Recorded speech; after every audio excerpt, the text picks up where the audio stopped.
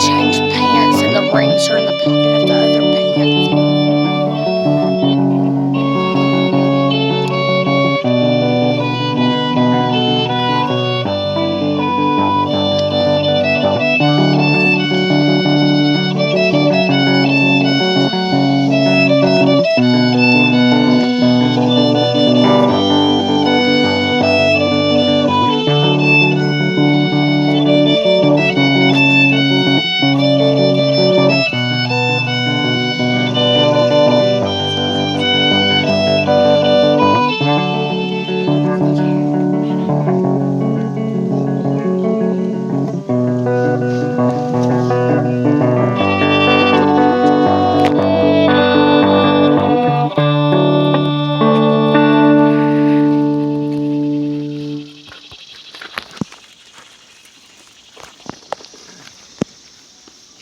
God has come here today to seek the Father's home. It is with all of us.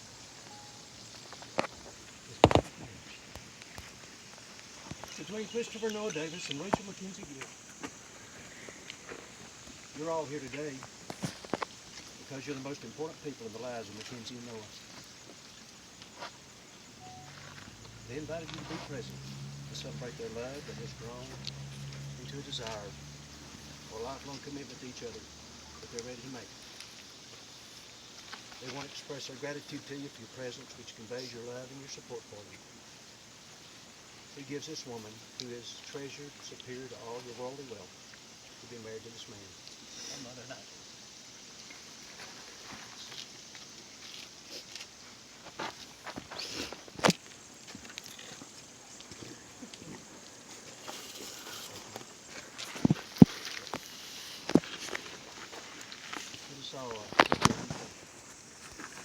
Father, we thank you for blessing us with this beautiful venue here, Six Pines Farm, to celebrate this wonderful love, this marriage between Noah and Mackenzie.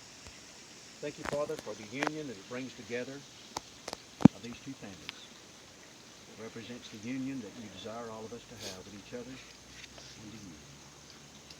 We thank you, Father, for their marriage. Pray you bless them, that everything they do might fulfill the purpose that you have for their lives as a result of being in love with each other, committed to each other, and loving you.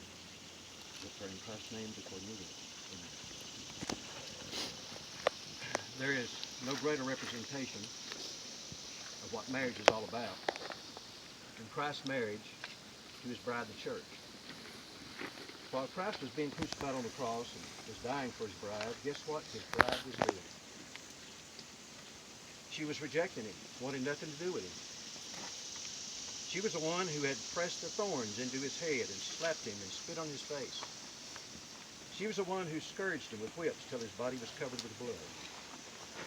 She was the one who hammered nails into his hands and feet, into that splintery wooden cross, and dropped it into the ground. Then she mocked him and ridiculed him as he hung there dying for her. That is what his bride was doing. Do you know how her husband, Jesus Christ, was reacting to her cruelty? He continued to hang there, suffering in her behalf because of the great love that he had for her. He was willing to forgive her, still willing to take her back. Even after all of this, he kept pursuing her and wooing her to return to him. And when she finally remorsefully realized what she had done and what he had done, he received her back joyfully because he had an eternal commitment to her. And many have a misconception of marriage. Man thinks, I've found the perfect woman who'll fulfill all my dreams and desires, fantasies, and totally serve my every need. A woman thinks, I've found my prince on a white horse who'll rescue me and provide for me and who'll devote his life to me and fulfill all my childhood dreams, make me feel totally loved and cherished. But there is a conflict. Many of the woman's and man's desires are the opposite of each other, and neither continually fulfills the other completely. So they ask themselves, should I look for another who can satisfy all my longings? And no human being can completely fulfill another. Only a personal relationship with God can perfect what our human relationships lack. Marriage is a man and a woman's lifelong commitment to each other. God created humans so that he could fulfill his nature and character of love, which requires him to love the opposite of himself, which is us. God created us male and female so that we could learn to love the opposite of ourselves and fulfill his character of love in marriage. It's the greatest challenge you'll ever take on in your life. Marriage is designed to make you into a better person, a person who gets out of their own selfishness and learns self-sacrifice. And as a human learns to fulfill God's divine nature, even as Jesus Christ, the Son of God, became human to show us, as humans, how to duplicate his divine nature in ourselves so that we can live eternally with him and with each other in the new heavens and the new earth that he's preparing for us where righteousness dwells. That is why the first recorded words out of the first man, Adam's mouth, when he first saw the bride God had made for him, said, for this cause shall a man leave his father and mother and cleave to his wife. According to Ephesians 5, it was a prophecy of how Christ will leave his own father and mother and die for his bride, the church, for you and me, and would then devote his entire being to her happiness. As a result, then she would in turn love him and devote herself to him. This is what marriage does. It begins with a man's love and devotion to his wife, and because he first loves her and puts her first, and because she feels cherished, and she does everything she can then to please him. Marriage is a lifelong involvement of cultivating God's divine nature in your own life and helping your mate do the same through your example. So with these thoughts in mind, Noah Davis, will you desire to fulfill what God expects of you in marriage and declare your vows to Mackenzie Gill? Do you have a symbol to show the commitment of your love and vows to Mackenzie?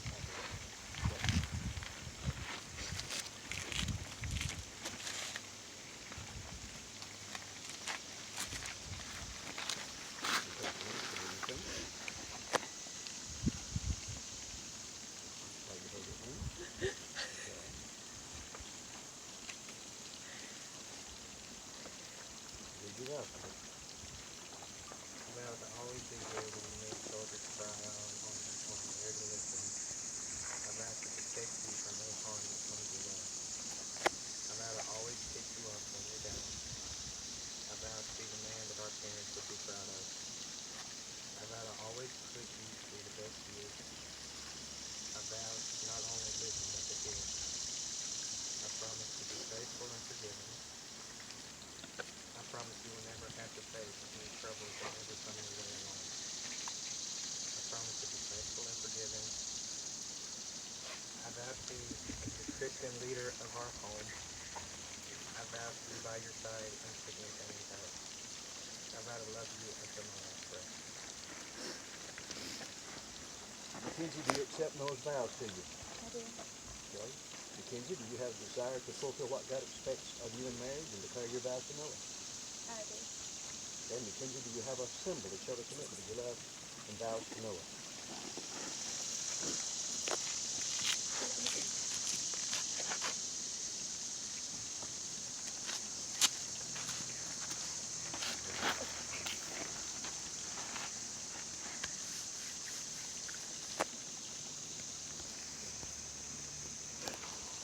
Your vows to Noah?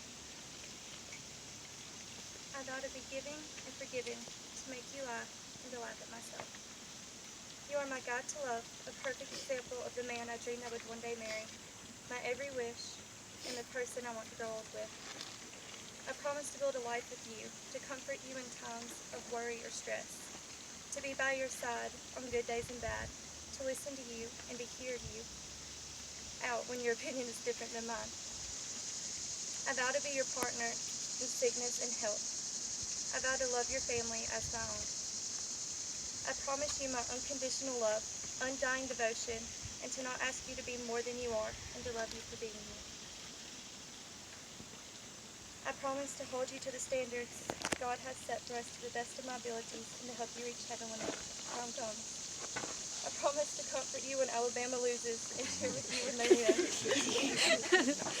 I vow to support your dreams and brag on your accomplishments. All of this I vow until my last breath. Noah, do you accept Mackenzie's vows to you? I do. Inasmuch as Noah and Mackenzie, having the presence of God and these witnesses, consented together to be joined in the lawful bonds of holy matrimony, and given and pledged their lives in love to each other, and have declared the same by giving and receiving a ring, I pronounce that they are husband and wife in the name of the Father, and of the Son, and of the Holy Ghost. Amen.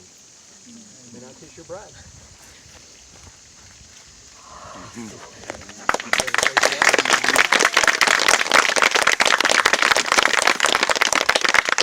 It is my privilege to present to you Mr. and Mrs. Christopher Noah Davis.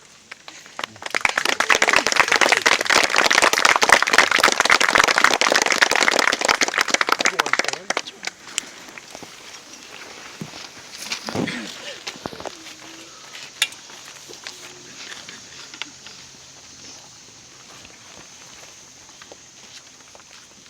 And you may follow them to the pavilion where there will be refreshments, and they're going to do the refreshments first. Y'all do the refreshments. They're going to do pictures, so they'll be following the photographer. Y'all go ahead and get your refreshments, and then they'll mingle among you after they get through with pictures, okay?